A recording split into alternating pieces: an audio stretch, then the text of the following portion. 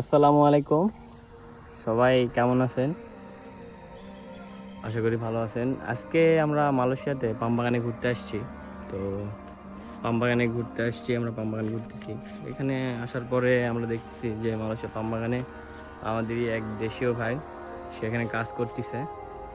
সে এখন মেবি রেস্টে আছে, বসে আছে। তো তার সাথে আমরা কিছুক্ষণ কথা বলবো। চলেন তার সাথে আমরা একটু কথা বলি। ভাই আসসালামু আলাইকুম। ওয়ালাইকুম আসসালাম রহমতুল্লাহ বরকাতুহ। ভাই আপনি কেমন আছেন ভাই? আলহামদুলিল্লাহ। কতদিন হচ্ছে ভাই মালয়েশিয়া পাম বাগানে? ভাই 1 বছর শেষ হয়ে 2 মাস চলছে। জি।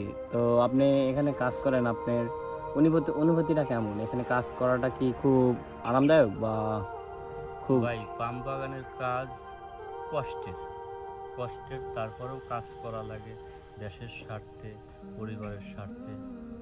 তো কষ্ট হলেও কাজ করতেও হবে। আপনাদের বেতন কিভাবে দেয় ভাই? মানে ফল কাটার উপরে নির্ভর করে, বাগান পরিষ্কারের উপর নির্ভর করে?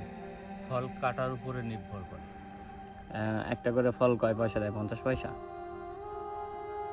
30 পয়সাও দেয়, 40 পয়সাও দেয়।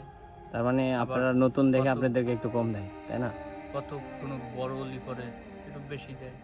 তো মোটামুটি আলহামদুলিল্লাহ। এই যে পাম বাগানে কাজ করেন, মান্থলি বাড়িতে কত টাকা দিতে পারেন? 1 লাখ টাকা যায়? না দাদা, ওটা মিথ্যে কথা। মানুষ যাই কয় না ওটা মিশি কথা। যে 1 লাখ টাকা হলে যেন পাম বাগানের ফল কাটি ইনকাম করে, ওটা মিথ্যে কথা। তো আপনার বাড়িতে কত টাকা দিতে পারেন আপনি? 60-70 খাওয়া খরচ সব কিছু বাদ দিয়ে সব 70 বাসায় যায়। আচ্ছা। তো এই যে আপনি পাম বাগানে কাজ করতেছেন, তো এখানে মাঝে মধ্যে তো সাপ টাপ বের হয়, তাই না ভাই? ভাই দুঃখের কথা কব কি, রিক্সের কাজ। কালকেও সাপ মারছে। জি। তো সাপ মারছেন ঠিক আছে, তারপর আপনাদের তো সেফটি দেয়, তাই না? আপনারা সেফটি বুট পরে কাজ করেন। হ্যাঁ, সেফটি বুট আছে। আবার কত কোম্পানির তো লিগেন ভ্যাকসিন দেয়। জি জি জি। এসব তাহলে কিছু সব কিছু মিলায়ে যা আছে আলহামদুলিল্লাহ, পরিবারের জন্য, দেশের জন্য আপনারা এইরকম পরিশ্রমের কাজ রিক্স করেন। নিয়েও কাজ করতে হবে। তো যারা ভবিষ্যতে আসতে যাচ্ছে পাম বাগানে, তাদের জন্য আপনার বার্তা কি? মানে তাদেরকে আপনি কি বলতে চাচ্ছেন, যে এই কাজ কি খুব সুবিধার বা খুব আরামদায়ক, এরকম কিছু আপনি তাদের জন্য বার্তা কি দিতে যাচ্ছেন তারা আসে? তাদের জন্য বার্তা দিবার চাচ্ছি, যারা সাহসী, যাদের হার্ট ভালো আছে, তারা আসুক। তাদের জি। জন্য এ কাজ প্রযোজ্য। প্রযোজ্য। অন্য যাদের একটু মন মানসিকতা দুর্বল, তাদের জন্য এই কাজ তাদের আসলে জন্য এ ঠিক না। কাজ যদিও বা সম্ভব। আমি নিজেও একটু দেখতে পাচ্ছি, আপনারা একটু দেখেন পাম বাগান কত নির্জন, এখানে কোনো মানুষজন নেই।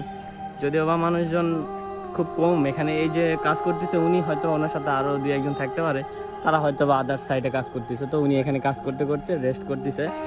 তো যাই হোক, সব কিছু মিলিয়ে আলহামদুলিল্লাহ উনি যা বললো শুনে যা বুঝলাম যে কষ্টের কাজ, তারপরেও উনি পরিবারের জন্য সব কিছু মেনে নিয়েছে, দেশের জন্য।